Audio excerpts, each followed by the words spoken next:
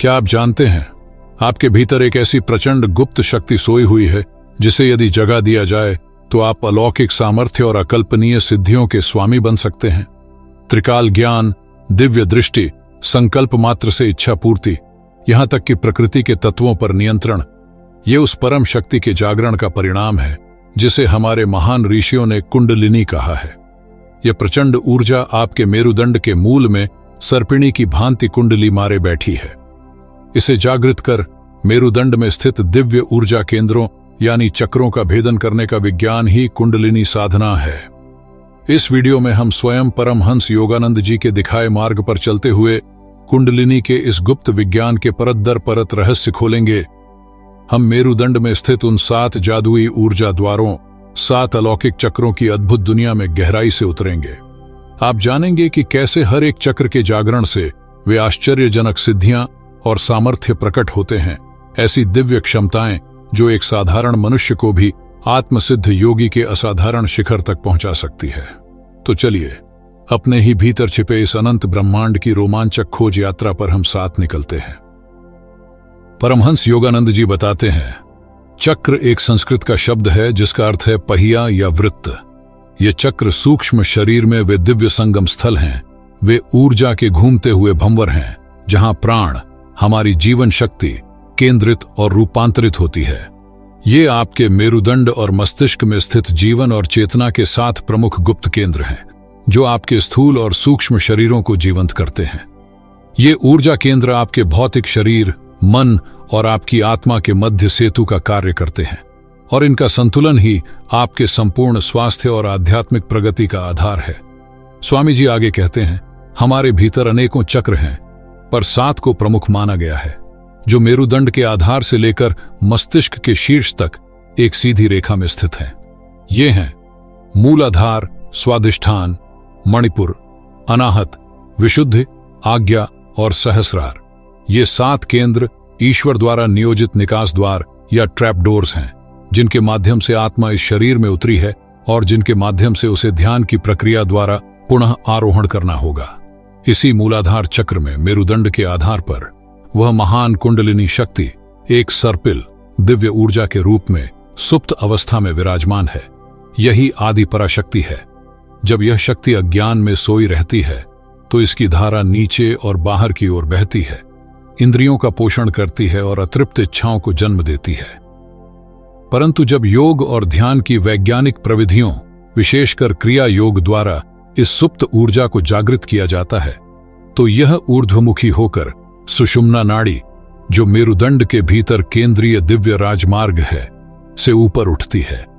यह एक एक करके इन चक्रों का भेदन करती हुई सहस्रार चक्र तक पहुंचती है जहां इसका शिव परम चेतना से मिलन होता है। यही आत्म साक्षात्कार और मुक्ति का, ईश्वर से पुनर्मिलन का सच्चा मार्ग है। इन 7 खुले या जागृत चक्रों के माध्यम से सचेत रूप से ऊपर उठते हुए आत्मा अनंत की ओर जाने वाले राजमार्ग पर यात्रा करती है। वही सच्चा मार्ग जिससे आत्मा को ईश्वर के साथ फिर से जुड़ने के लिए अपने मार्ग पर वापस जाना चाहिए। यही कुंडलिनी साधना है और इसी यात्रा में अलौकिक सामर्थ्य और सिद्धियां स्वतः ही साधक को प्राप्त होती हैं। जैसे प्रकाश के आने पर अंधकार स्वतः ही मिट जाता है। आगे हम इन दिव्य चक्रों के स्वरूप, उनके जागरण से प्राप्त होने वाले सामर्थ्य और सिद्धियों पर विस्तार से चर्चा करेंगे। हम जानेंगे कि कैसे क्रिया योग का विज्ञान इस कुंडलिनी महाशक्ति को जागृत कर हमें ईश्वर अनुभूति के राजमार्ग पर ले जाता है। मूलाधार चक्र। परमहंस योगानंद जी बताते हैं, मूलाधार चक्र हमारे 7 प्रमुख चक्रों में पहला और सबसे आधारभूत चक्र है, हमारी आध्यात्मिक यात्रा का प्रथम सोपान।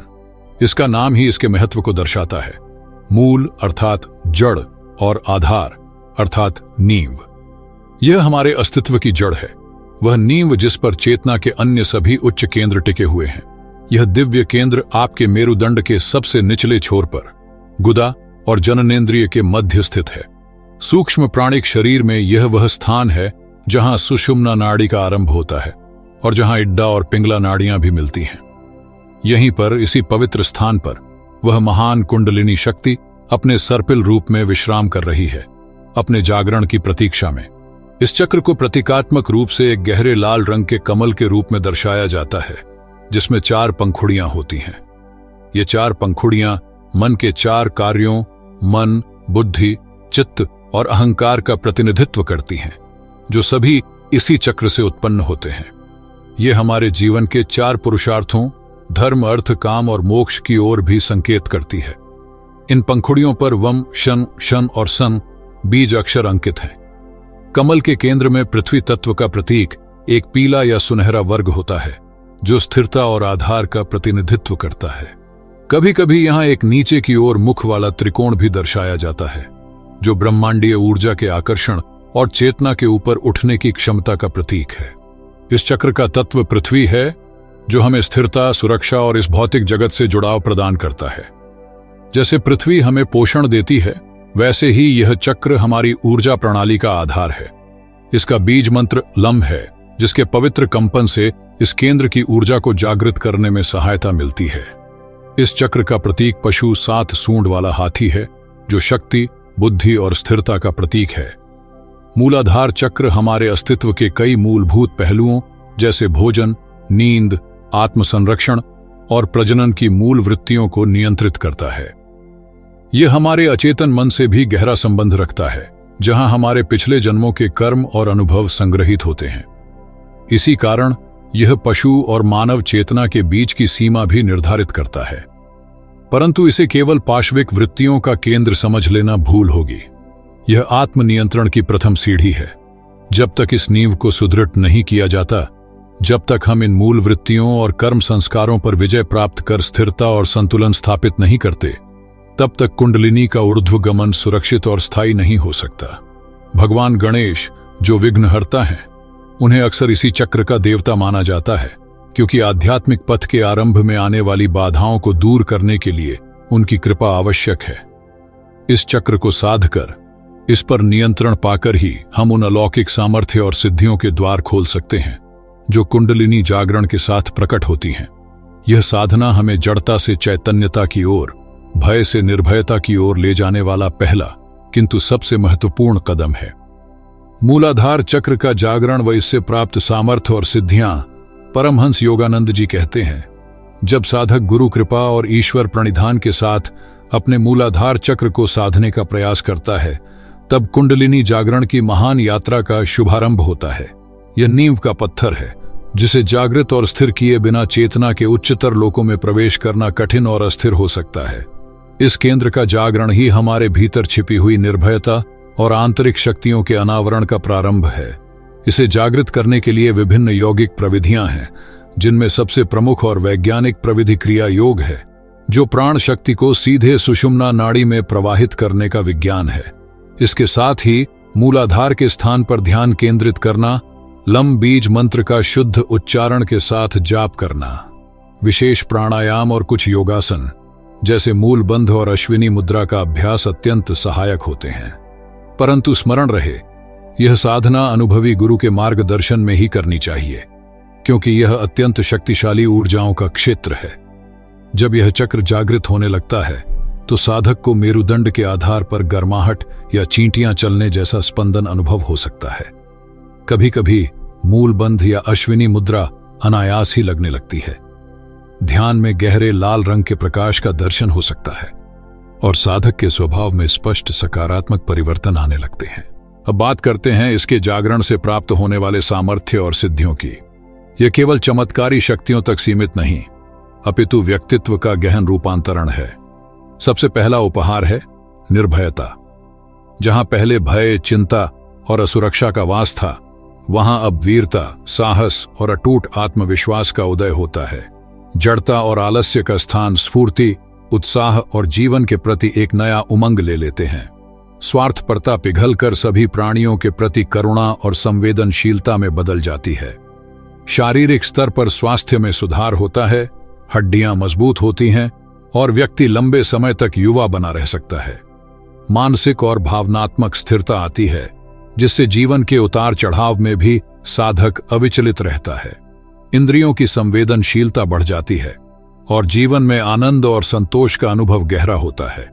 व्यक्ति में जोखिम उठाने और जीवन में सकारात्मक परिवर्तन लाने की क्षमता विकसित होती है। कुछ प्राचीन यौगिक ग्रंथों में विशिष्ट सिद्धियों का भी उल्लेख मिलता है, जैसे त्रिकाल ज्ञान, भूत, वर्तमान, भविष्य को जानने की क्षमता, पृथ्वी तत्व पर नियंत्रण, असाधारण शारीरिक क्षमताएं जैसे दरदूरी सिद्धि, वायु गमन सिद्धि और वाक सिद्धि। ये सिद्धियां कुंडलिनी जागरण और गहन एकाग्रता के साथ प्रकट हो सकती हैं, परंतु साधक को इनके प्रति आसक्त नहीं होना चाहिए। वास्तविक सिद्धि तो आत्मविजय और ईश्वर के साथ एकाकार होने में है। इन शक्तियों का उपयोग केवल निस्वार्थ भाव से ईश्वर की इच्छा के अनुरूप मानवता की सेवा के लिए ही किया जाना चाहिए। इस प्रकार मूलाधार चक्र का जागरण हमें न केवल भौतिक और मानसिक स्थिरता प्रदान करता है, बल्कि यह भय पर विजय पाकर हमारी आंतरिक शक्तियों को उजागर करता है और आत्मा की उच्चतर चक्रों की ओर आरोहण यात्रा के लिए एक सुदृढ़ आधारशिला रखता है। स्वाधिष्ठान चक्र। परमहंस योगानंद जी बताते हैं, मूलाधार की स्थिरता प्राप्त करने के उपरांत हमारी चेतना की यात्रा दूसरे दिव्य केंद्र स्वाधिष्ठान चक्र की ओर अग्रसर होती है। यह चक्र मूलाधार से थोड़ा ऊपर निचले उदर क्षेत्र में जननेंद्रियों के पीछे स्थित है। इसका नाम अत्यंत गहरा अर्थ रखता है। स्व अर्थात स्वयं या आत्मा और अधिष्ठान अर्थात निवास स्थान। तो स्वाधिष्ठान का अर्थ हुआ स्वयं का निवास स्थान। यहीं से हमारी चेतना पशुवत प्रवृत्तियों से ऊपर उठकर शुद्ध मानव चेतना की ओर अपनी यात्रा आरंभ करती है। इस चक्र को प्रायः 6 पंखुड़ियों वाले सिंदूरी या नारंगी रंग के कमल के रूप में चित्रित किया जाता है। सूर्योदय के समान इसका नारंगी रंग उदीयमान चेतना का प्रतीक है, जो सक्रियता, प्रसन्नता और आत्मविश्वास को दर्शाता है। इसकी 6 पंखुड़ियां उन 6 नकारात्मक वृत्तियों या मानसिक प्रवृत्तियों जैसे क्रोध, घृणा, ईर्ष्या, क्रूरता, इच्छा और अभिमान का प्रतिनिधित्व करती हैं, जिन्हें साधक को इस स्तर पर शुद्ध करने की आवश्यकता होती है। इन पंखुड़ियों पर बम, भम, मम, यम, रंग, लम बीज अक्षर अंकित हैं। स्वाधिष्ठान चक्र का तत्व जल है। जल तत्व प्रवाह, लचीलेपन, भावनाओं और रचनात्मकता का प्रतीक है। जैसे जल निर्मल और जीवनदायी हो सकता है, परंतु अनियंत्रित होने पर विनाशकारी भी, उसी प्रकार इस चक्र से जुड़ी भावनाएं और ऊर्जाएं होती हैं। इसी चक्र के भीतर प्रायः एक अर्धचंद्र का प्रतीक भी दर्शाया जाता है, जो जल तत्व और अवचेतन मन की गहराइयों का संकेत देता है। इस चक्र का बीज मंत्र वम है। यहाँ का प्रतीक पशु मगरमच्छ है, जो उन भावनात्मक खतरों और अवचेतन मन में छिपी वृत्तियों का प्रतीक है, जिनके प्रति साधक को सजग रहना होता है। यह चक्र हमारे अवचेतन मन का भी स्थान है, जहाँ गर्भ से लेकर अब तक के हमारे सभी जीवन अनुभव, स्मृतियां और संस्कार संग्रहित रहते हैं। यद्यपि कर्मों का भंडार मूलाधार में है, परंतु वे सक्रिय स्वाधिष्ठान में ही होते हैं। यही केंद्र हमारी रचनात्मकता का स्रोत है, चाहे वह कलात्मक अभिव्यक्ति हो, नवीन विचार हो या संतानोत्पत्ति की क्षमता। हमारी भावनाएं, जीवन का आनंद लेने की क्षमता, दूसरों के साथ मधुर संबंध स्थापित करना, यह सब इसी चक्र द्वारा नियंत्रित होता है। इसका संबंध स्वाद की इंद्रिय जिह्वा और प्रजनन प्रणाली से भी है। इस चक्र को साधना अत्यंत महत्वपूर्ण है, क्योंकि यहीं पर हमारी मूल ऊर्जा को रचनात्मक और आध्यात्मिक दिशा मिलती है। यहां भावनाओं के प्रवाह को समझना और संतुलित करना सीखना होता है। जब हम अवचेतन की गहराइयों में उतरकर वहां जमी हुई नकारात्मक भावनाओं और संस्कारों को शुद्ध करते हैं, तभी हमारी रचनात्मक ऊर्जा ऊर्ध्वमुखी होकर दिव्य कार्यों में लग सकती है। सृष्टिकर्ता ब्रह्मा और ज्ञान की देवी सरस्वती का संबंध इसी चक्र से है, जो इसकी सृजन और ज्ञान की क्षमता को दर्शाता है। इस चक्र को साधने का अर्थ है अपनी भावनात्मक और रचनात्मक शक्तियों पर नियंत्रण पाकर उन्हें दिव्यता की ओर मोड़ना, जो आगे चलकर अलौकिक सामर्थ्य और सिद्धियों के रूप में प्रकट हो सकती है। स्वाधिष्ठान चक्र का जागरण व इससे प्राप्त सामर्थ्य और सिद्धियां। परमहंस योगानंद जी बताते हैं, जब साधक की चेतना स्वाधिष्ठान चक्र में प्रवेश करती है, तो यह आत्मशुद्धि और दिव्य सृजन शक्ति की प्राप्ति का अवसर होता है। जैसा हमने जाना, यह चक्र अवचेतन मन और भावनाओं का केंद्र है। इसके जागरण का अर्थ है अवचेतन की गहराइयों में उतरकर वहां संग्रहित जन्मों के संस्कारों, दबी हुई वासनाओं और भावनात्मक उलझनों का सामना करना और उन्हें शुद्ध करना। यह प्रक्रिया कभी कभी चुनौतीपूर्ण हो सकती है, क्योंकि पुराने पैटर्न सतह पर आते हैं, परंतु विवेक और वैराग्य के साथ गुरु कृपा से साधक इन पर विजय प्राप्त कर सकता है।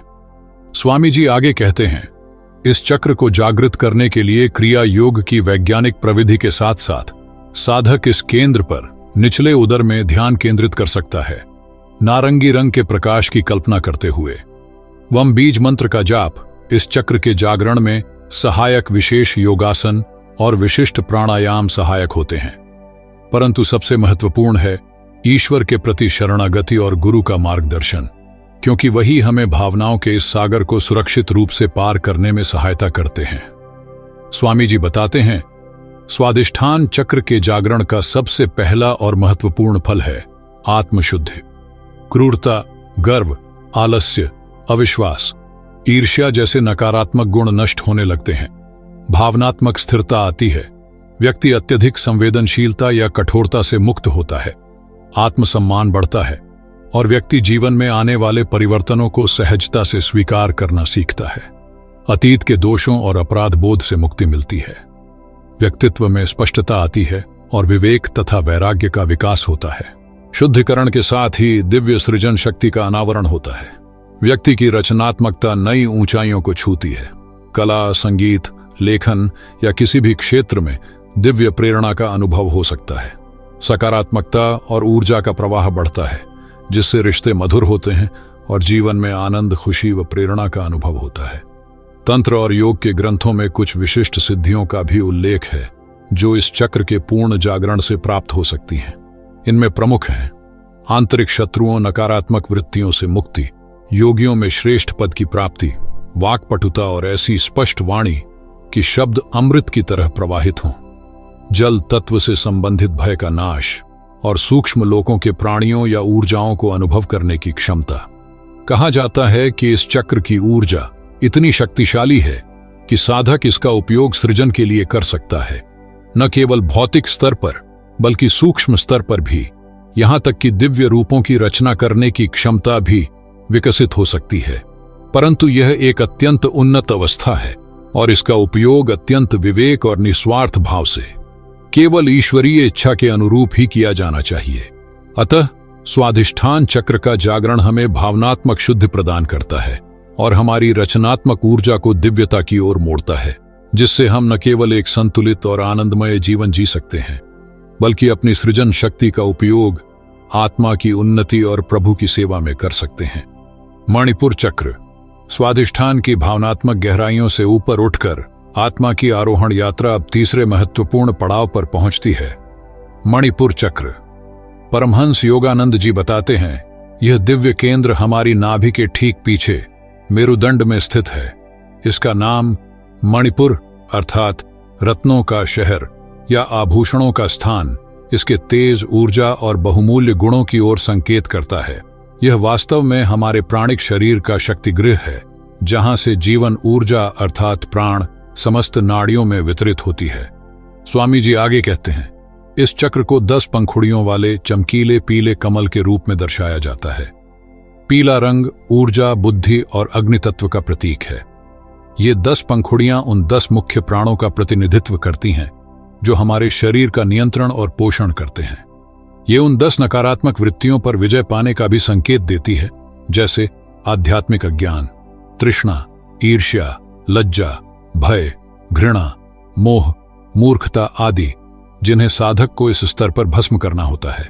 इन पंखुड़ियों पर डन से लेकर फन तक के बीज अक्षर अंकित रहते हैं। कमल के भीतर अग्नि तत्व का प्रतीक एक नीचे की ओर मुख वाला लाल त्रिकोण होता है, जो ऊर्जा के फैलाव और रूपांतरण का प्रतीक है। मणिपुर चक्र का तत्व अग्नि, तेजस है। इसी कारण इसे अग्नि केंद्र या सूर्य केंद्र भी कहते हैं। यह दिव्य अग्नि न केवल हमारे भोजन को पचाने वाली जठराग्नि को नियंत्रित करती है, बल्कि जीवन के अनुभवों को पचाकर उनसे ज्ञान और शक्ति प्राप्त करने में भी सहायक है। यह हमारे अग्न्याशय, पैनक्रियास और पाचन तंत्र के कार्यों को नियंत्रित करती है। इस चक्र का बीज मंत्र रंग है, जिसके कंपन से यह आंतरिक अग्नि प्रदीप्त होती है। यहाँ का प्रतीक पशु मेढ़ा है, जो क्रियाशीलता, दृढ़ता और अग्नि की ऊर्ध्वगामी प्रवृत्ति का द्योतक है।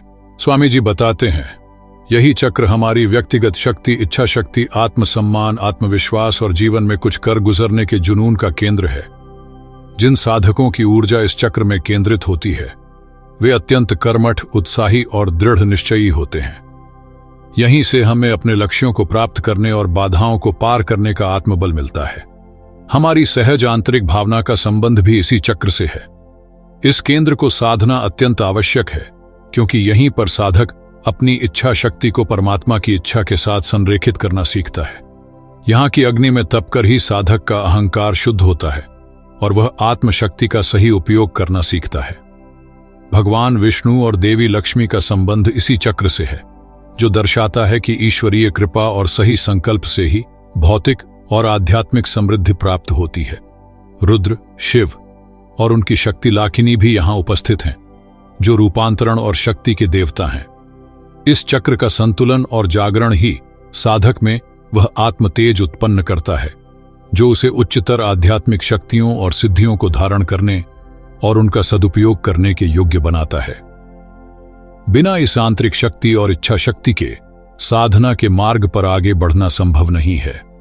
मणिपुर चक्र का जागरण व इससे प्राप्त सामर्थ्य और सिद्धियां। अभी हमने मणिपुर चक्र के स्वरूप और उसकी महत्ता को समझा। अब हम जानेंगे कि इस शक्तिशाली अग्नि केंद्र के जागरण से साधक को कौन से लाभ, सामर्थ्य और दिव्य सिद्धियां प्राप्त होती हैं और कैसे यह जागरण सच्चे आत्मबल और कर्मयोग का मार्ग प्रशस्त करता है। परमहंस योगानंद जी बताते हैं, मणिपुर चक्र का जागरण साधक के जीवन में एक महत्वपूर्ण मोड़ लाता है। इसकी प्रदीप्त अग्नि न केवल पाचन क्रिया को सुदृढ़ करती है, बल्कि साधक के भीतर जमा हुई नकारात्मक वृत्तियों और कर्म संस्कारों को भी भस्म कर देती है। तृष्णा, ईर्ष्या, चुगली, लज्जा, भय, घृणा, मोह जैसे कषाय कल्मश इस दिव्य अग्नि में जलकर नष्ट हो जाते हैं। इसे जागृत करने के लिए क्रिया योग की वैज्ञानिक पद्धति के साथ नाभि केंद्र पर ध्यान, रम बीज मंत्र का जाप, भस्त्रिका जैसे तीव्र प्राणायाम, उदर क्षेत्र को प्रभावित करने वाले योगासन और उड्डीयान बंध जैसी क्रियाएं अत्यंत प्रभावी होती हैं। जब यह चक्र जागृत और संतुलित होता है तो साधक में अद्भुत आत्मशक्ति, आत्मबल और आत्मविश्वास का संचार होता है।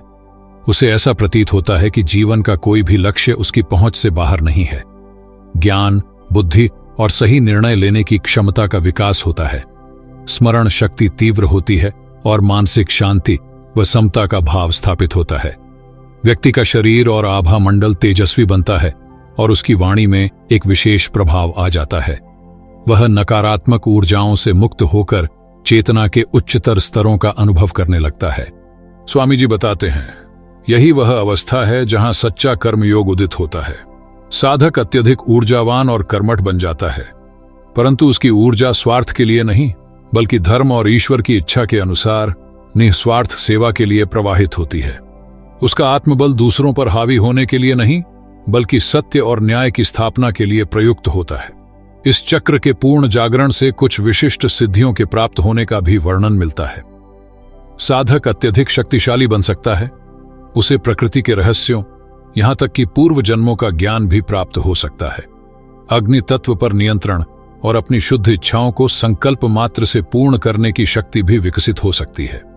स्वामी जी आगे कहते हैं, किंतु स्मरण रहे, इन सिद्धियों का उद्देश्य अहंकार की पुष्टि नहीं, बल्कि आत्मा का परमात्मा से मिलन है।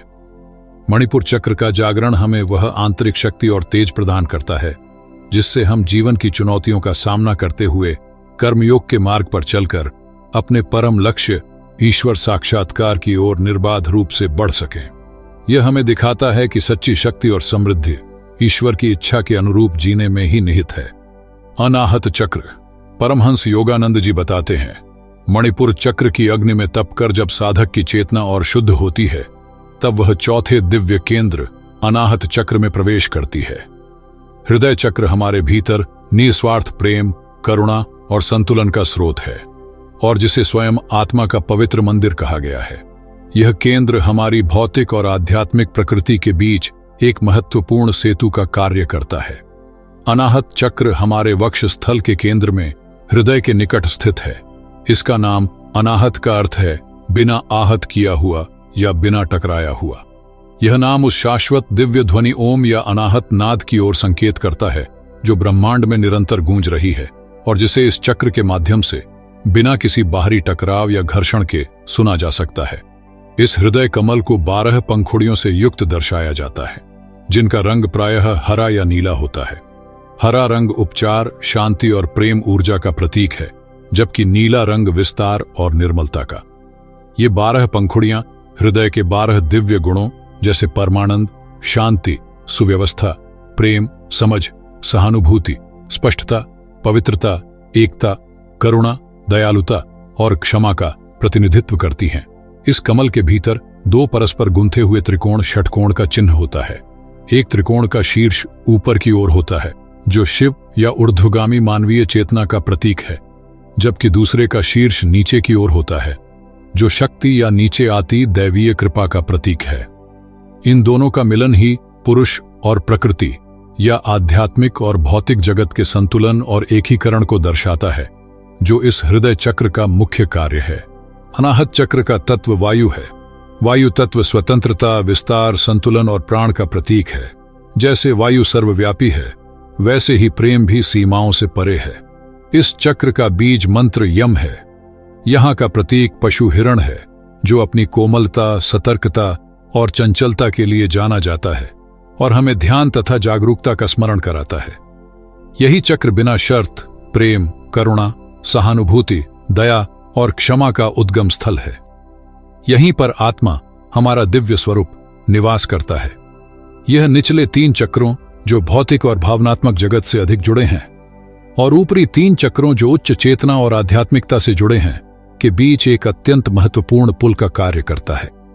जब चेतना हृदय तक पहुंच जाती है, तो साधक कर्म के बंधन से ऊपर उठकर अपनी आत्मा की आवाज के आधार पर निर्णय लेने में सक्षम होता है।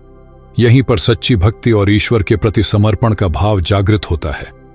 इस केंद्र को साधना अत्यंत महत्वपूर्ण है, क्योंकि यहीं पर द्वैत का मिलन होता है और सच्ची शांति का अनुभव होता है। हृदय का खुलना ही उच्चतर सिद्धियों और भगवत अनुभूति का द्वार खोलता है। जब प्रेम और संतुलन स्थापित होता है, तभी साधक संकल्प शक्ति जैसी क्षमताओं को धारण करने योग्य बनता है। शिव और पार्वती का यहाँ एक होना चेतना और प्रकृति के सामंजस्य का प्रतीक है। हृदय का यह पवित्र मंदिर ही वह स्थान है जहां जीव और ब्रह्म के एकात्मता की नींव रखी जाती है और जहां से अलौकिक सामर्थ्य का उदय होना आरंभ होता है। अनाहत चक्र का जागरण व इससे प्राप्त सामर्थ्य और सिद्धियां। हमने अनाहत चक्र के स्वरूप को जाना, जो आत्मा का पवित्र मंदिर है। अब हम समझेंगे कि जब यह हृदय कमल खिलता है, तो साधक को कौन से दिव्य अनुभव और अलौकिक सामर्थ्य प्राप्त होते हैं। परमहंस योगानंद जी बताते हैं, अनाहत चक्र का जागरण चेतना के विस्तार और हृदय के खुलने का प्रतीक है।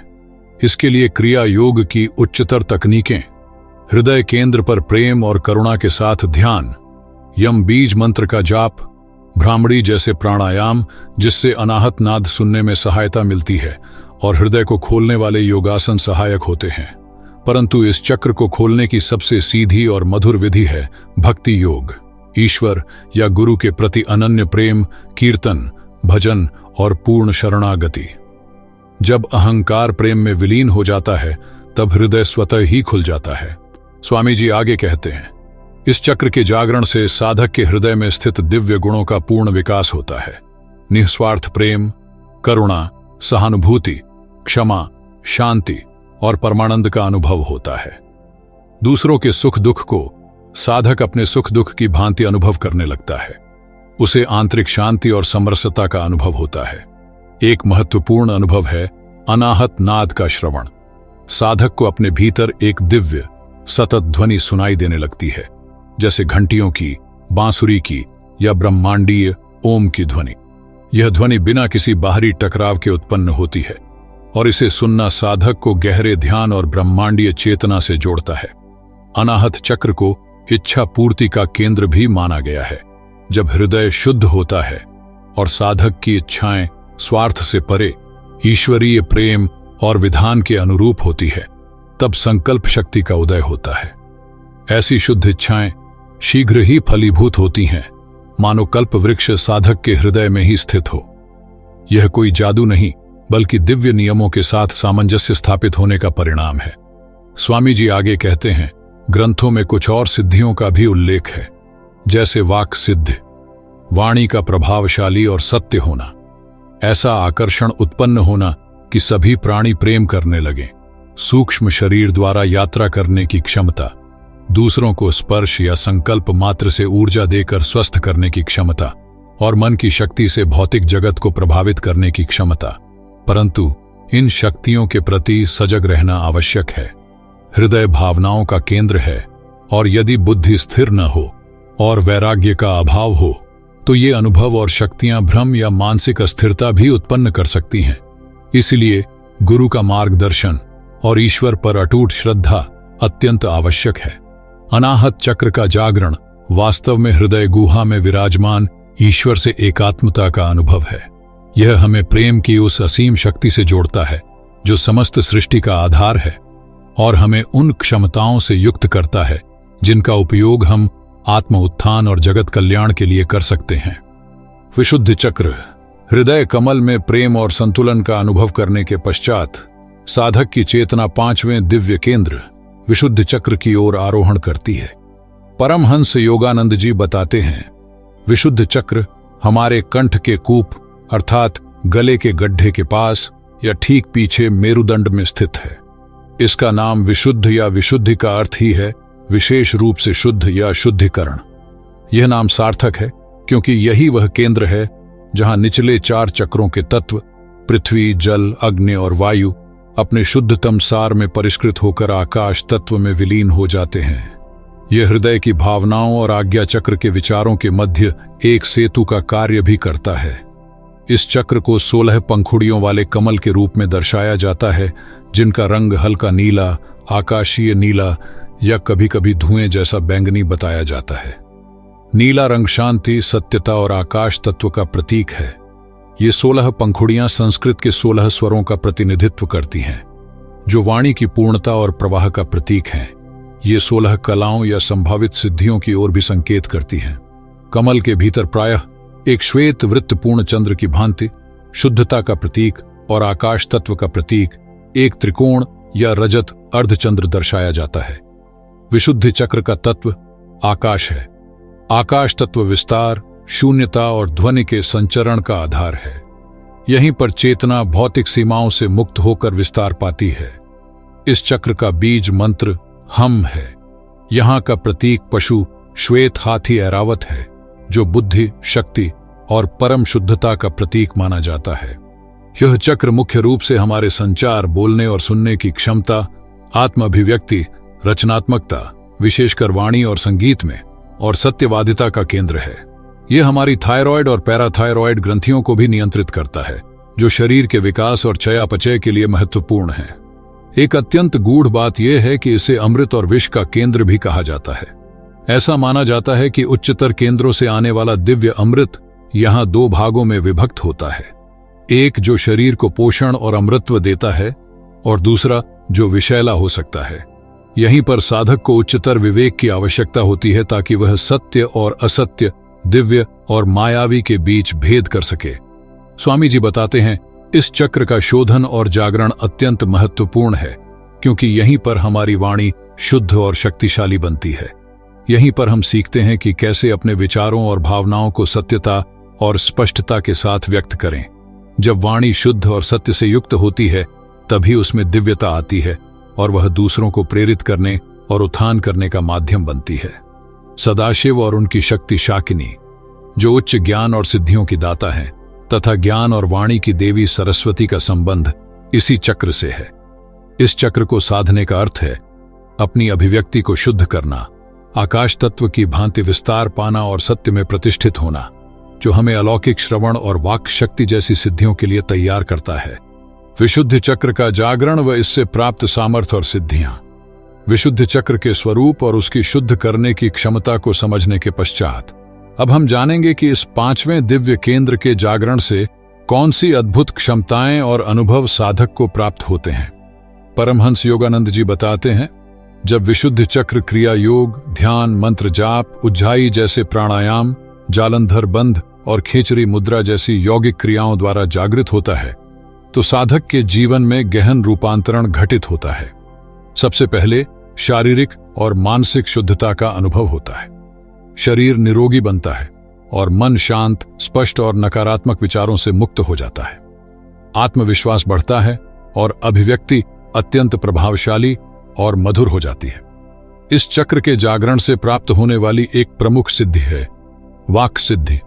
इसका अर्थ है कि साधक जो भी बोलता है वह सत्य सिद्ध होने लगता है। उसकी वाणी में एक दिव्य शक्ति आ जाती है। यह सिद्धि तभी प्राप्त होती है जब साधक पूर्ण सत्य, पवित्रता और निःस्वार्थता में स्थित हो जाता है। उसकी वाणी केवल व्यक्तिगत इच्छाओं की पूर्ति का साधन न रहकर ईश्वरीय सत्य की अभिव्यक्ति बन जाती है। दूसरी महत्वपूर्ण उपलब्धि है त्रिकाल ज्ञान। चूंकि यह चक्र आकाश तत्व से जुड़ा है और आकाश तत्व में ही समस्त सृष्टि का रिकॉर्ड सूक्ष्म रूप में अंकित रहता है, इस चक्र के जागरण से साधक भूत, वर्तमान और भविष्य की घटनाओं को जानने की क्षमता प्राप्त कर सकता है। उसे आने वाले संकटों का पूर्वाभास हो सकता है और वह उनसे अपनी रक्षा करने में समर्थ हो जाता है। इस चक्र को अमृत का केंद्र भी कहा गया है। इसके जागरण से साधक शारीरिक और मानसिक रूप से इतना शुद्ध हो जाता है कि वह वृद्धावस्था और रोगों के प्रभाव से काफी हद तक मुक्त रह सकता है। उसकी काया कल्पित हो सकती है, अर्थात वह लंबे समय तक युवा और स्वस्थ बना रह सकता है। भूख और प्यास पर नियंत्रण स्थापित हो जाता है और वह मौसम के प्रभाव से भी अप्रभावित रह सकता है। इनके अतिरिक्त शास्त्रों में 16 कलाओं और विभूतियों का ज्ञान प्राप्त होना, संगीत विद्या और शब्द ज्ञान में पारंगत होना, शास्त्रों का गहन ज्ञान प्राप्त होना और सूक्ष्म लोकों में विचरण करने की क्षमता जैसी सिद्धियों का भी उल्लेख मिलता है। स्वामी जी बताते हैं, यह समझना महत्वपूर्ण है कि ये सभी सिद्धियां विशुद्ध चक्र की पूर्ण शुद्धि और जागरण के उपरांत ही प्रकट होती है। ये चेतना के आकाश तत्व में विस्तार पाने और सत्य में प्रतिष्ठित होने का परिणाम है। ये सिद्धियां साधक को माया के बंधनों से मुक्त कर उसे आत्म साक्षात्कार के और निकट ले जाती हैं।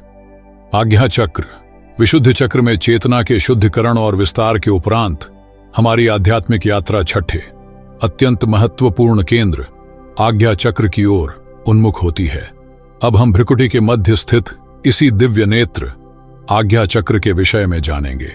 परमहंस योगानंद जी बताते हैं, आज्ञा चक्र, जिसे कूटस्थ या तीसरा नेत्र भी कहा जाता है, दोनों भौहों के मध्य कुछ भीतर मस्तिष्क के केंद्र में स्थित है। भौतिक रूप से यह हमारी पीनियल और पीयूष ग्रंथियों से संबंधित है, परंतु इसका वास्तविक महत्व सूक्ष्म प्राणिक शरीर में है। इसका नाम आज्ञा अर्थात आदेश या कमान इसलिए है क्योंकि यही वह केंद्र है जहां साधक अपने आंतरिक गुरु या बाहरी सतगुरु से दिव्य मार्गदर्शन और आदेश प्राप्त करता है। यहीं से वह अपने मन, इंद्रियों और निचले चक्रों को नियंत्रित करने की क्षमता विकसित करता है। यह चक्र योग साधना में सर्वोच्च महत्व रखता है क्योंकि यहीं पर 3 प्रमुख नाड़ियां, बाईं ओर स्थित इड्डा चंद्र नाड़ी, दाईं ओर स्थित पिंगला सूर्य नाड़ी और मध्य में स्थित सुषुम्ना आकर मिलती है। इस पवित्र संगम को त्रिवेणी कहा जाता है। जब क्रिया योग द्वारा प्राण शक्ति को नियंत्रित कर इन तीनों धाराओं की ऊर्जा को यहां संतुलित रूप से मिलाया जाता है और ऊपर सहस्रार की ओर उठाया जाता है, तभी साधक को समाधि या सर्वोच्च चेतना की अनुभूति होती है। यह मानव और दैवीय चेतना के बीच की अंतिम सीमा है। साख्या चक्र को 2 पंखुड़ियों वाले श्वेत या गहरे नीले कमल के रूप में दर्शाया जाता है। ये 2 पंखुड़ियां द्वैत के अंत का प्रतीक हैं, जैसे सूर्य और चंद्र, इड्डा और पिंगला, शिव और शक्ति। इस स्तर पर केवल 2 ही सत्ताएं शेष रह जाती हैं, आत्मा और परमात्मा। एक पंखुड़ी पर हम शिव और दूसरी पर क्षण शक्ति बीज अक्षर अंकित हैं। इस चक्र का तत्व 5 महाभूतों से परे है।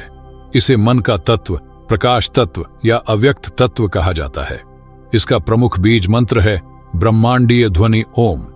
कमल के भीतर वृत्त, जो शून्यता का प्रतीक है, में स्थित नीचे की ओर मुख वाला त्रिकोण जो शक्ति को दर्शाता है, और उसके ऊपर स्थित शिवलिंग जो सृजनात्मक चेतना को दर्शाता है। स्वामी जी आगे कहते हैं, आज्ञा चक्र हमारे अंतर्ज्ञान, सहज बोध, विवेक, एकाग्रता और इच्छा शक्ति का केंद्र है। यही वह दिव्य चक्षु है जिसके खुलने पर हमें भौतिक दृष्टि से परे सत्य का दर्शन होता है। हम घटनाओं और व्यक्तियों के पीछे छिपी ऊर्जाओं और सत्ताओं को समझने लगते हैं। हमारी निर्भरता बाहरी इंद्रियों और तर्क बुद्धि पर कम होकर आत्मा की प्रत्यक्ष अनुभूति पर आधारित हो जाती है।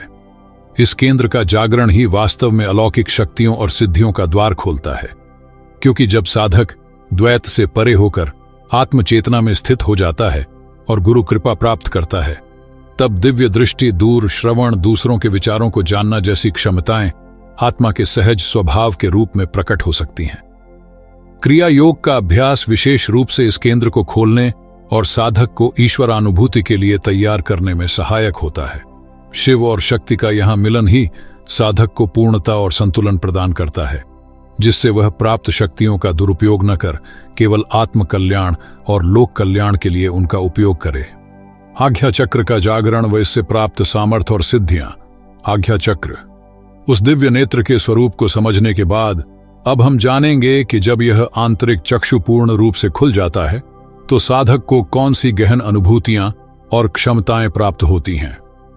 परमहंस योगानंद जी बताते हैं, आज्ञा चक्र का जागरण कुंडलिनी साधना का एक अत्यंत उच्च लक्ष्य है। क्रिया योग की उन्नत तकनीकों, भ्रुकुटी मध्य में कूटस्थ या आध्यात्मिक नेत्र पर गहन ध्यान, ओम मंत्र का निरंतर जाप, पूर्ण वैराग्य और सबसे महत्वपूर्ण गुरु की अहेतुकी कृपा और मार्गदर्शन से ही यह संभव हो पाता है। जबीड़ा, पिंगला और सुषुम्ना की ऊर्जा यहां संतुलित होकर मिलती है और चेतना इस केंद्र को भेद कर ऊपर उठती है, तो साधक कायाकल्प का अनुभव करता है। इस जागरण का सबसे महत्वपूर्ण परिणाम है दिव्य दृष्टि का खुलना। यह केवल भौतिक जगत से परे देखने की क्षमता मात्र नहीं, बल्कि सत्य का प्रत्यक्ष दर्शन है। साधक सूक्ष्म जगत की ऊर्जाओं, अपने कूटस्थ चैतन्य आत्मदर्शन करने में समर्थ हो जाता है और माया के पर्दे के पार वास्तविकता को देख पाता है। उसका अंतर्ज्ञान अचूक हो जाता है और उसे किसी भी विषय का ज्ञान प्राप्त करने के लिए बाहरी साधनों की आवश्यकता नहीं रहती। दूसरा महान प्रतिफल है आत्मज्ञान। आज्ञा चक्र के जागरण से अहंकार का नाश होता है। साधक शरीर और मन के साथ अपने झूठे तादात्म्य से मुक्त होकर अपने वास्तविक स्वरूप, अविनाशी आनंदमय आत्मा को जान लेता है।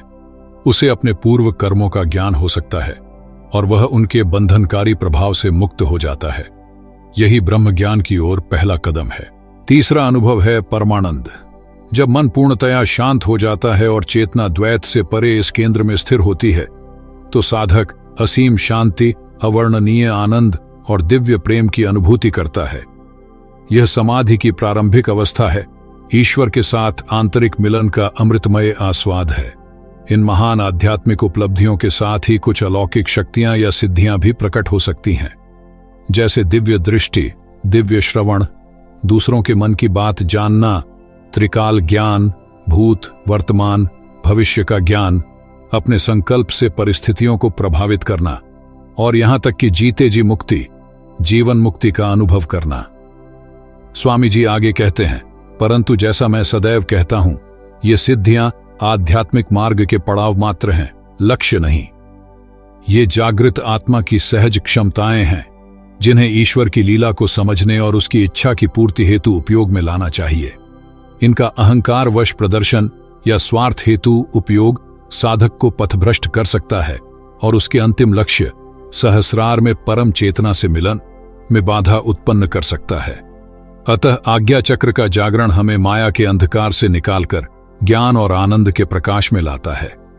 यह हमें हमारी वास्तविक पहचान का बोध कराता है और परमानंद की अनुभूति प्रदान करता है तथा हमें अंतिम मुक्ति के द्वार तक ले जाता है। सहस्रार चक्र। आज्ञा चक्र के दिव्य नेत्र द्वारा आत्मज्ञान का प्रकाश प्राप्त करने के पश्चात कुंडलिनी महाशक्ति अपनी यात्रा के अंतिम और सर्वोच्च शिखर पर पहुंचती है, सहस्रार चक्र। अब हम शीर्ष पर स्थित इसी सहस्रदल कमल सहस्रार चक्र के विषय में जानेंगे। परमहंस योगानंद जी बताते हैं, सहस्रार चक्र 7 प्रमुख चक्रों में अंतिम है, जो हमारे सिर के शीर्ष पर तालू के ऊपर, जिसे ब्रह्मरंध्र, ईश्वर का द्वार भी कहा जाता है, स्थित है। इसका नाम सहस्रार का अर्थ है 1000 पंखुड़ियों वाला। यह अनंतता, पूर्णता और चेतना के समस्त पहलुओं के एकीकरण का प्रतीक है।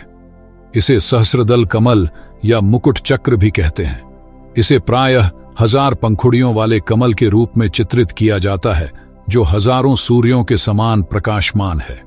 इसका कोई एक निश्चित रंग नहीं होता, क्योंकि यह शुद्ध प्रकाश है जिसमें सभी रंग समाहित हैं। इसे कभी बैंगनी, कभी श्वेत, कभी स्वर्ण या इंद्रधनुषी रंगों से युक्त दर्शाया जाता है। इसी प्रकार यह सभी ध्वनियों से परे परम मौन या शुद्ध ओम ध्वनि का केंद्र है। यहां का तत्व पंच महाभूतों और मन से भी परे है। यह परम तत्व शुद्ध चैतन्य या परम सत्य है। स्वामी जी आगे कहते हैं, सहस्रार वास्तव में अन्य चक्रों की भांति ऊर्जा का केंद्र मात्र नहीं, बल्कि यह स्वयं परम चेतना, परम शिव या ईश्वर का निवास स्थान है।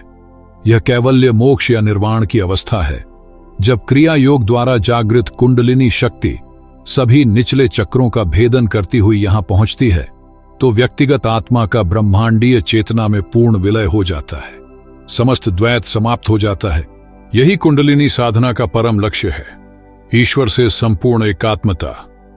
इस अवस्था में पहुंचकर अलग से किसी सिद्धि या शक्ति की कामना शेष नहीं रहती, क्योंकि साधक स्वयं ही उस परम शक्ति का अंश नहीं, बल्कि स्वयं परम शक्ति स्वरूप हो जाता है। सर्वज्ञता, सर्वशक्तिमत्ता, सर्वव्यापकता उसका सहज स्वभाव बन जाता है। वह काल और स्थान के बंधनों से मुक्त हो जाता है। यह अवस्था वाणी और मन से परे है। इसे केवल अनुभव किया जा सकता है।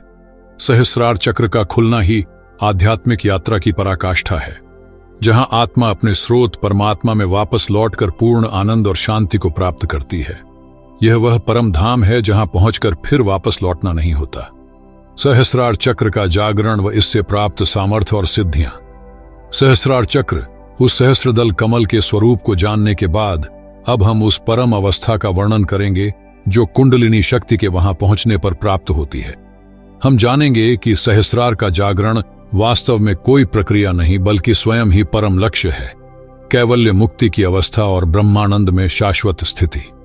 परमहंस योगानंद जी बताते हैं, जब क्रिया योग और गुरु कृपा के माध्यम से साधक की कुंडलिनी शक्ति सभी बाधाओं को पार करती हुई सभी चक्रों का भेद न कर सहस्रार में परम शिव या परम चेतना से एकाकार हो जाती है, तो इसे ही सहस्रार का जागरण या खिलना कहते हैं।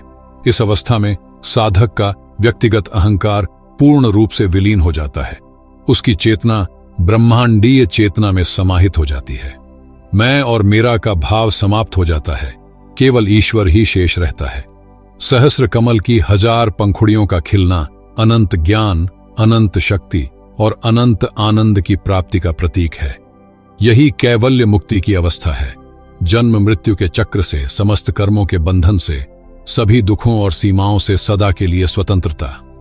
आत्मा अपने भूले हुए घर परमात्मा के धाम में वापस लौट आती है। उसे अपने सच्चित आनंद स्वरूप का पूर्ण बोध हो जाता है। वह शाश्वत अस्तित्व है, शुद्ध चेतना है और परमानंद स्वरूप है। यह ब्रह्मानंद की स्थिति है, असीम, अपरिवर्तनशील, अहेतुकी आनंद। ये इंद्रिय सुखों या मानसिक प्रसन्नता से लाखों गुना परे है। यह आत्मा का सहज स्वभाव है, जो परमात्मा के साथ एक होने पर स्वतः ही प्रकट होता है।